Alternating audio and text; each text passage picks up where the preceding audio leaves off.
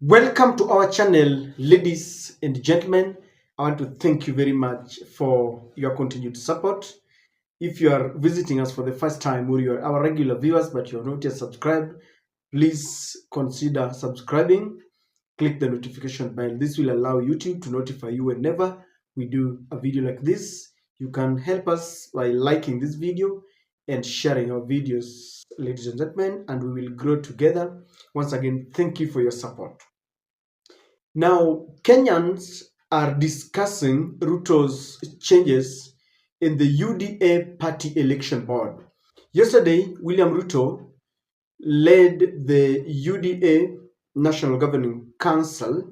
He visited the UDA headquarters in preparation to the much awaited UDA grassroots elections that has now been postponed twice because of internal wrangles. And because some of the members of the election board had been appointed into some other places, they made changes. But there are two names that have elicited sharp reactions from Kenyans. And that is UDA appoints KRA chair Anthony Mwaura as chair of the UDA National Elections Board, and the KPLC board chair Joy Divo as head of Electoral Dispute Resolutions Committee. Party elections to be held from April 26th to August 24th of this year. That was announced by Cecil Barire and the Secretary General Cleo Malala. Now, people are discussing the appointment or retention of KRA Chair Anthony Mwaura. But I want us to ask ourselves one question. Are people building a mountain out of a molehill? Because those who are supporting Kenya Kwanza are saying that there's nothing to worry about. These are normal appointments, and they're saying there's nothing wrong. These are internal or in-house policies, and Kenyans should not be worried. But the opponents who read from a different school of thought, says that this is not allowed. And I want us to discuss this. If you look at our constitution, because people are not just complaining, there's a reason why people are complaining. If you look at our constitution, this is Act number 21. And it says, I'm not a lawyer, but this is outlined in the constitution. And it says, restrictions on public officers in a political party. And it says, a public officer shall not, A, be eligible to be a founding member of a political party. Number B, shall not be eligible to hold office in a political party. C, shall not engage in political activity that may compromise or be seen to compromise the political neutrality of that person's office or publicly indicate support for or opposition to any political party or candidate in an election. If you read what the Constitution says, this implicates directly Mr. Mwaura. Mr. Mwaura is a public officer. A public officer is being maintained by taxpayers' money. So those who belong to Azimio and those who belong to Kenya Kwanza, they all pay taxes. And if there is something that is touching on a public officer, they get worried. And this is why people are saying that it was wrong to appoint Mr. Mwaura. It reminds us, ladies and gentlemen, because I want us to build a point here so that you can understand. It reminds us of the words of the former Chief Justice David Maraga. On 1st of September 2017, Maraga reminded good Kenyans that the greatness of a nation, the greatness of any nation, lies in its fidelity to the Constitution and adherence to the rule of law, and above all, respect to God. And the reason I want to remind you of Maraga's quote is because it is directly affecting William Ruto's behavior and demeanor as far as these appointments are concerned. Because at the hearings, to the fidelity of the Constitution means that however little you may think that this is something that you can overlook, you must adhere to it, because there is a reason why the drafters of the new Constitution put this in place, that a public officer shall not hold any office in a political party, shall not act in a manner that compromises his office, or that will seem to be publicly, interfering with the office, taking sides, or opposing any one side of a coalition or a party.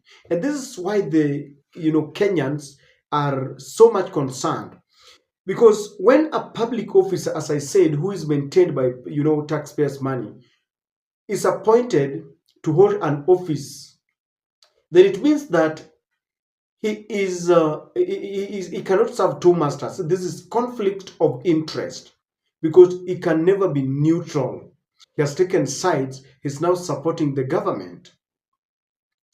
But then, why do you think William Ruto is behaving this way? Because people are getting concerned. We have seen him say that he will not obey court orders. Even in the housing levy, he bullied his way through it. The ruling that taking our 1,000 policemen to Haiti was something that was declared unconstitutional, but he maintains he's going there. And our president wants to make us be very comfortable with the breaking of these policies and laws. When he was being sworn in, he was given a constitution and a sword, and he swore that he will defend our constitution to the letter.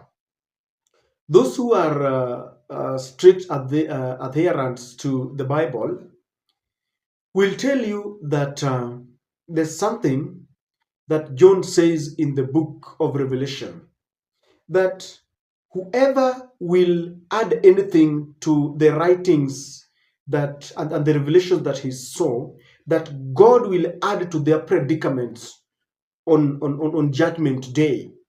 And whoever shall take even a word, even a full stop, a comma, tries to take whatever that has been written or negate or edit, then he shall not see his worth shall also be taken on the judgment day. And so I want to relate it to our constitution. The drafters of the constitution brainstormed, spent the midnight, burned the midnight oil, trying to look at our constitution, what should happen, because we were borrowing from what had happened before. But our president now wants us to get used to breaking the laws, so that when he breaks a bigger or a smaller law, it will be very normal to us. I remember sometimes back, we used to hear about corruption cases to the tune of millions of shillings, and we used to get worried that people were stealing, public officers were stealing money to the tunes of hundreds of millions of shillings. But in the second term of Uhuru government, Kimwarer and Aror case, we were met with headlines that we had lost 7 billion shillings. William Ruto, back then as a deputy president, told us we had only lost 7 billion shillings. Billion, not millions. And I remember Raila was asking, 7 billion? You talk of that as if it is pocket change? And ladies and gentlemen, from that moment, corruption has now gone to another level.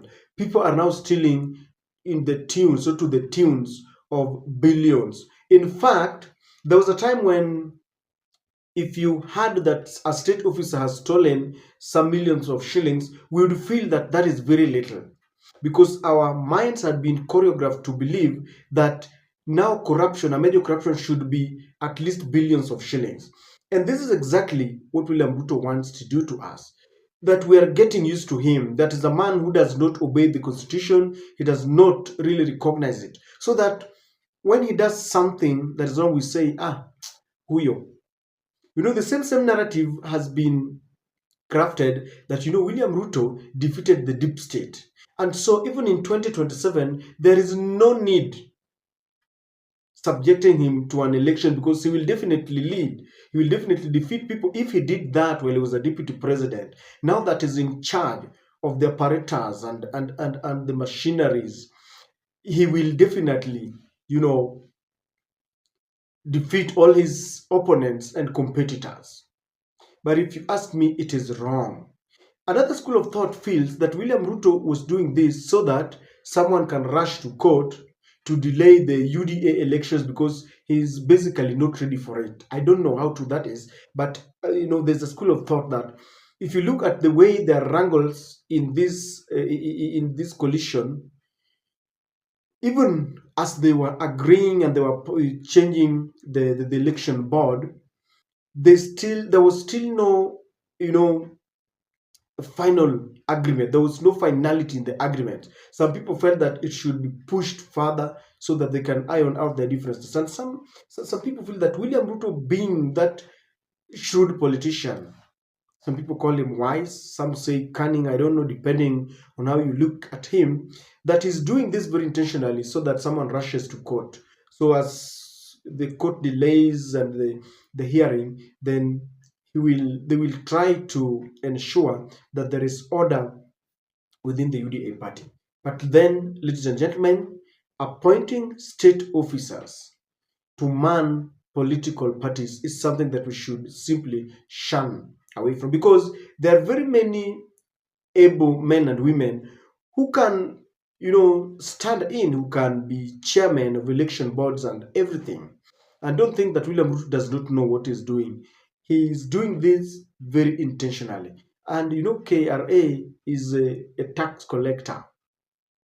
So if you give us the chairman of the tax collecting office to be the chairman of your party, it behoves one to ask, how serious are you?